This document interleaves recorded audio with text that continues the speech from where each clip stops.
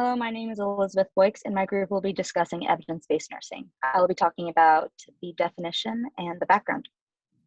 Hi, my name is Rachel Wall, and I will be going over the evidence-based nursing through the years. My name is Savannah Empey, and I'll be talking about evidence-based nursing today. And my name is Rachel Evans, and I'll be discussing the strengths and weaknesses of evidence-based nursing. So, evidence-based nursing is an approach to making quality decisions and providing nursing care based upon personal clinical expertise with the most current and relevant research. This allows nurses to provide high quality and cost-efficient care, and in turn can increase satisfaction among patients, but also patient outcomes. This practice helps not just the patient, but also the nurses themselves. It allows nurses to advance their leadership and critical thinking skills as they grow with their research. It is also a way for the nursing discipline to minimize the theory to practice gaps so that nurses can learn through experiences. This practice evolved from Florence Nightingale's medical contributions in the 1800s. In 1859, Florence Nightingale published a book called Notes on Nursing, where she used evidence obtained through experiments and trials to improve nursing. By 1972, Archie Cochrane was using randomized controlled trials to make evidence-only medicine into practice. His goal was to use resources only on things that had been proven to work. In 1996, David Sackett was the first one to use the phrase evidence-based practice. His goal was to ensure that there was a merging of evidence, clinical experience, and patient values. In the early 2000s, there was a shift from registered nurse in universities to the Bachelor's of Science in Nursing to ensure that nursing students were receiving further practice and knowledge in research. By 2014, there was a majority of nursing practices based on evidence.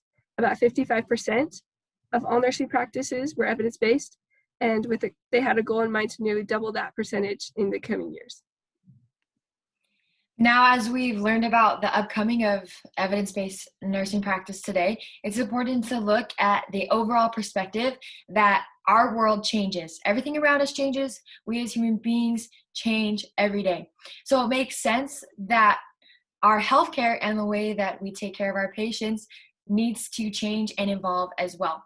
And so that's basically what the advancements in healthcare based on evidence-based practice nursing brings us. And so in an article from the Nurse Educator, it says, to affect better patient outcomes, new knowledge must be transformed into clinically useful forms, effectively implemented across the entire care team with the system's context and measured in terms of meaningful impact on performance and health outcomes. Now, along with these advancements that we make in healthcare, there's also a great push on the evidence-based practice emphasis in nursing education. So the new generation of nursing coming up need to learn these valuable skills of being able to research and learn how to best take care of their patients and use that decision-making on their own going forward. Now, along with that, there are also pros and cons. One of the strengths of evidence-based practice in nursing is improved patient outcome through superior care, maximize providers' time and reduce cost, and as always, the new contributions to the field of nursing.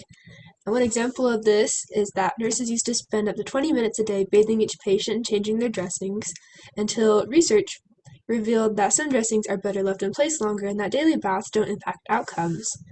So these nurses were able to make a new contribution to their field of nursing that maximized providers' time and reduced cost, improved patient care ultimately. However, there are some limitations to evidence-based nursing practices.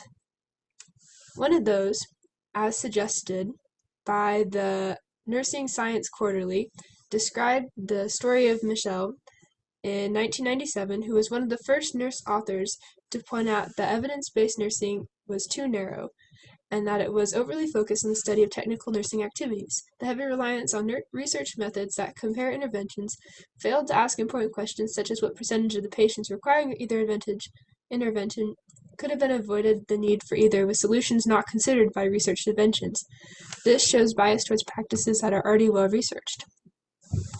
So, in conclusion, evidence-based nursing is a practice that applies research and evidence to enhance patient care, though nurses would do well to remember that over-reliance on research does provide limitations. And here is our bibliography.